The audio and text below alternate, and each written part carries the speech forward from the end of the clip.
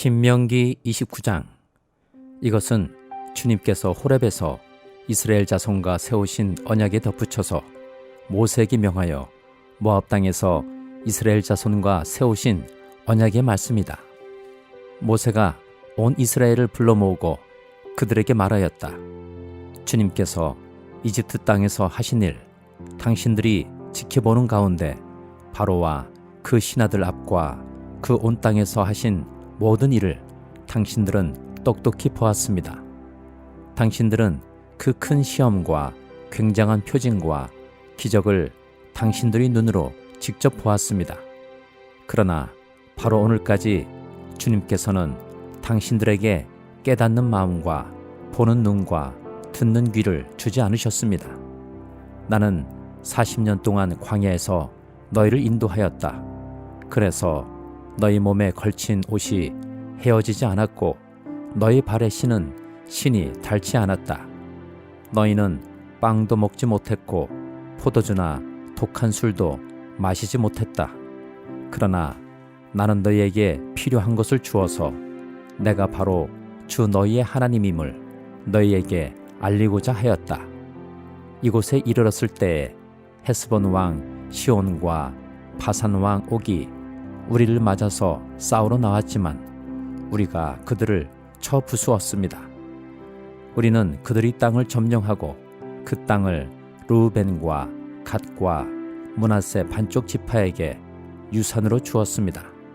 그러므로 당신들은 이 언약의 말씀을 지키십시오. 그러면 당신들이 하는 일마다 성공할 것입니다.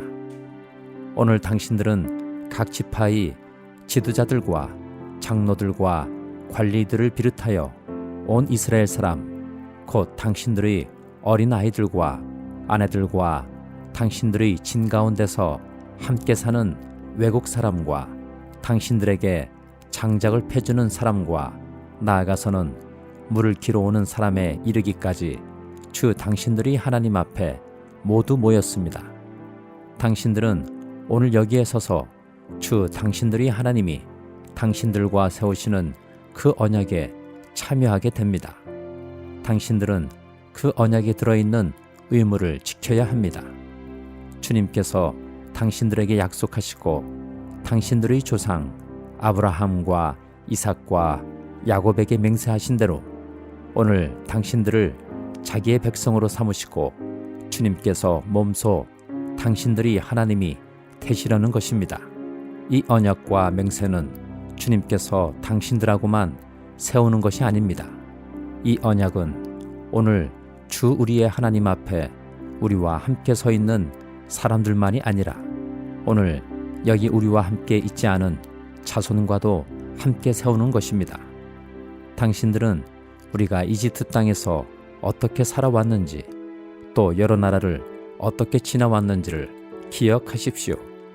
당신들은 그들 가운데 있는 역겨운 것과 나무와 돌과 은과 금으로 만든 우상을 보았습니다. 당신들 가운데 남자나 여자나 가족이나 지파가 주 우리 하나님으로부터 마음을 멀리하여 다른 민족의 신들을 섬기려고 해서는 안 됩니다. 당신들 가운데 독초나 쓴 열매를 맺는 뿌리가 있어서는 안 됩니다. 그러한 사람은 이런 저주의 말을 들으면서도 속으로 자기를 달래면서 내 고집대로 하여도 만사가 형통할 것이다 할 것입니다. 당신들이 그런 사람을 그대로 두면 맹렬한 재난을 만나서 파멸되고 말 것입니다. 주님께서는 그런 사람을 용서하지 않으십니다. 주님께서는 그런 사람에게 주님의 분노와 질투의 불을 퍼부으실 뿐만 아니라 이 책에 기록되어 있는 모든 저주를 그에게 내리게 하실 것입니다. 그리하여 주님께서는 마침내 그의 이름을 하늘 아래에서 지워버려서 아무도 그를 기억하지 못하게 하실 것입니다. 주님께서는 그런 사람을 이스라엘의 모든 지파 가운데서 구별하여 이 율법책의 언약에 나타나 있는 온갖 저주대로 그들에게 재앙을 내리실 것입니다. 당신들의 뒤를 이어 태어나는 자손과 먼 나라에서 온 외국 사람들이 주님께서 이 땅에 내리신 재앙과 질병을 보고 또 온 땅이 유황불에 타며 소금이 되어 아무것도 뿌리지 못하고 나지도 않으며 아무 풀도 자라지 않아서 주님께서 맹렬한 분노로 멸망시키신 소돔과 고모라와 아두마와 스보임과 같이 된 것을 보면서 물을 것입니다. 모든 민족이 묻기를 어찌하여 주님께서는 이 땅에서 이런 참혹한 일을 하셨을까? 이토록 심한 분노를 일으키신 것은 무엇 때문일까? 할 것입니다. 그러면 사람들이 대답할 것입니다. 그들은 주님께서 이집트 땅에서 그들이 조상을 인도하여 내실 때에 주 조상의 하나님과 세운 언약을 버리고 그들이 알지도 못하고 주님께서 허락하시지도 아니한 신들을 따라가서 섬기고 절하였다. 그래서 주님께서 이 땅을 보고 진노하셔서 이 책에 기록된 모든 저주를 내리신 것이다. 주님께서 크게 분노하시고 진노하시고 격분하셔서 오늘과 같이 그들을 이 땅에서 송두리째 뽑아다가 다른 나라로 보내버리신 것이다. 이 세상에는 주 우리의 하나님이 숨기시기 때문에 알 수 없는 일도 많습니다. 그것은 주님의 것입니다. 그러나 하나님은 그의 뜻이 담긴 율법을 밝히 나타내 주셨으니 이것은 우리의 것입니다. 우리와 우리의 자손은 길이 이 율법의 모든 말씀에 순종해야 합니다.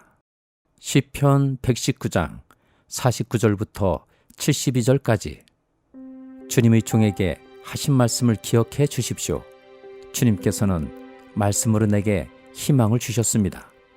주님의 말씀이 나를 살려주었으니 내가 고난을 받을 때에 그 말씀이 나에게 큰 위로가 되었습니다. 교만한 자들이 언제나 나를 혹독하게 조롱하여도 나는 그 법을 떠나지 않았습니다. 주님, 옛부터 내려온 주님의 규례들을 기억합니다. 그 규례가 나에게 큰 위로가 됩니다.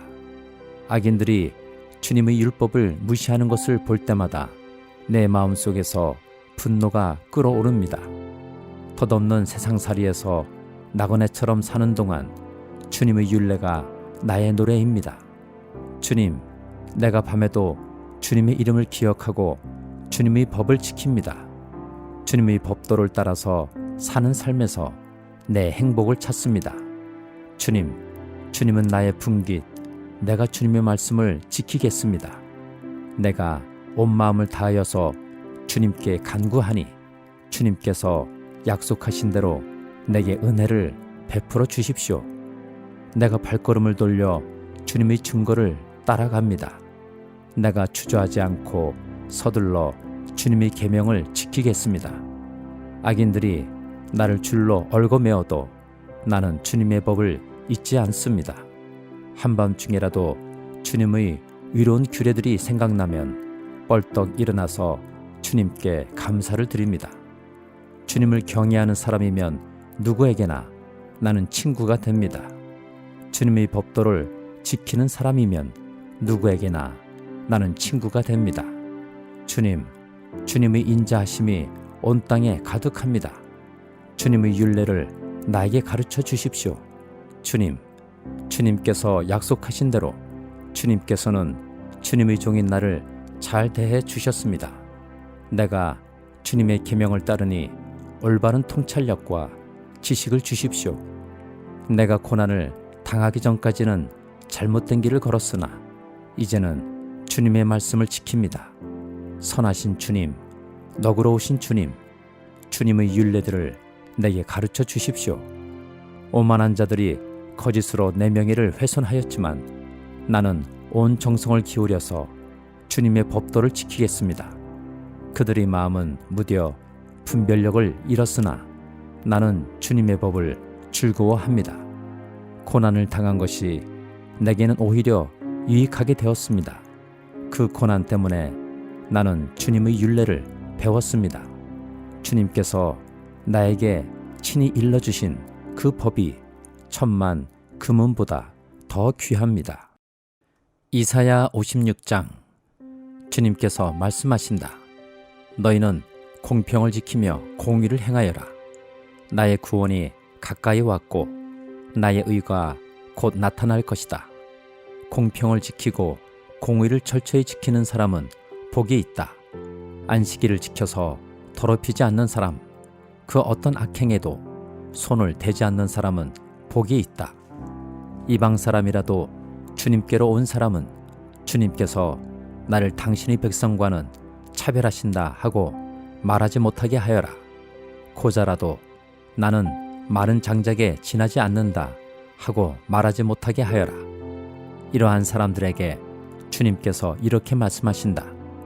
비록 고자라 하더라도 나의 안식일을 지키고 나를 기쁘게 하는 일을 하고 나의 언약을 철저히 지키면 그들의 이름이 나의 성전과 나의 성벽 안에서 영원히 기억되도록 하겠다. 아들, 딸을 두어서 이름을 남기는 것보다 더 낫게 하여 주겠다. 그들의 이름이 잊혀지지 않도록 영원한 명성을 그들에게 주겠다.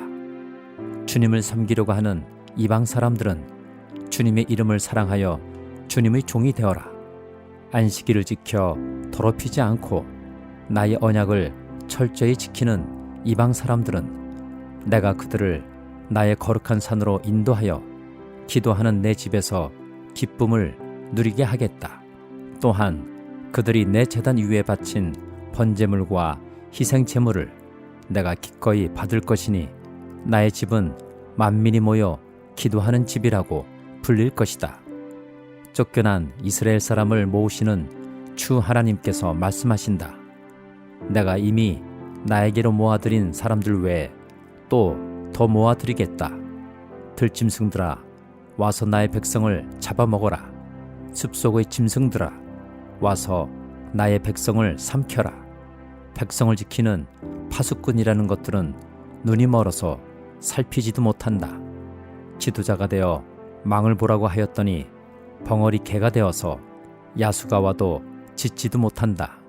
기껏 한다는 것이 꿈이나 꾸고 늘어지게 누워서 잠자기나 좋아한다. 지도자라는 것들은 굶주린 개처럼 그렇게 먹고도 만족할 줄을 모른다. 백성을 지키는 지도자가 되어서도 분별력이 없다.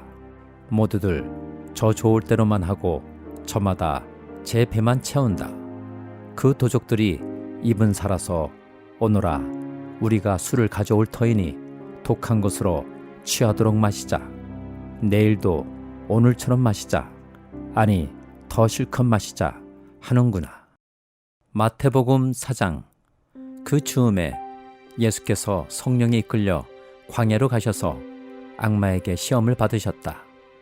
예수께서 밤낮 40일을 금식하시니 시장하셨다.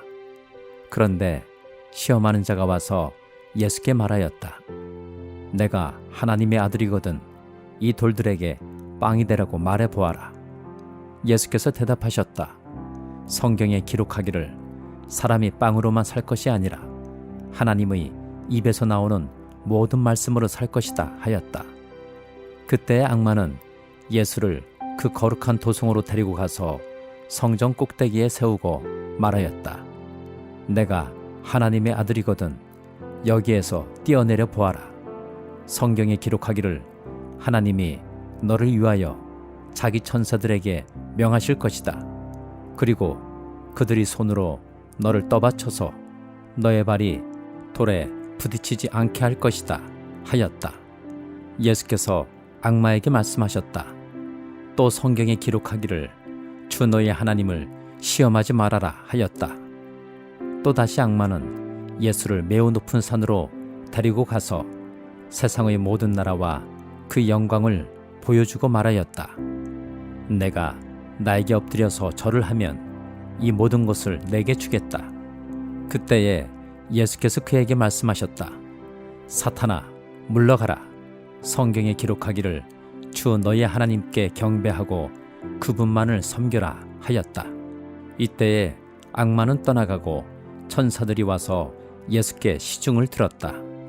예수께서 요한이 잡혔다고 하는 말을 들으시고 갈릴리로 돌아가셨다. 그리고 그는 나사렛을 떠나 수불론과 납달리 지역 바닷가에 있는 가버나움으로 가서 사셨다. 이것은 예언자 이사야를 시켜서 하신 말씀을 이루시려는 것이었다.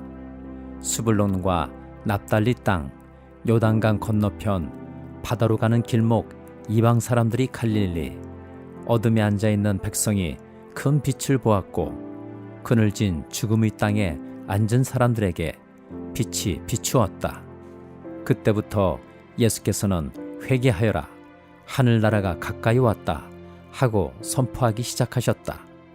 예수께서 갈릴리 바닷가를 걸어가시다가 두 형제 베드로라는 시몬과 그와 형제가 아닌 안드레가 그물을 던지고 있는 것을 보셨다. 그들은 어부였다. 예수께서 그들에게 말씀하셨다. 나를 따라오너라. 나는 너희를 사람을 낚는 어부로 삼겠다. 그들은 곧 그물을 버리고 예수를 따라갔다. 거기에서 조금 더 가시다가 예수께서 다른 두 형제 곧 세베대의 아들 야고보와 그의 동생 요한을 보셨다.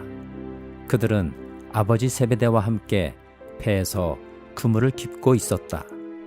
예수께서 그들을 부르셨다. 그들은 곧 배와 자기들이 아버지를 놓아두고 예수를 따라갔다. 예수께서 온 갈릴리를 두루 다니면서 그들이 회당에서 가르치며 하늘나라의 복음을 선포하며 백성 가운데서 모든 질병과 아픔을 고쳐주셨다. 예수의 소문이 온 시리아에 퍼졌다. 그리하여 사람들이 갖가지 질병과 고통으로 앓는 모든 환자들과 귀신 들린 사람들과 간질병 환자들과 중풍병 환자들을 예수께로 데리고 왔다. 예수께서는 그들을 고쳐주셨다. 그리하여 갈릴리와 데가볼리와 예루살렘과 유대와 요단강 건너편으로부터 많은 무리가 예수를 따라왔다.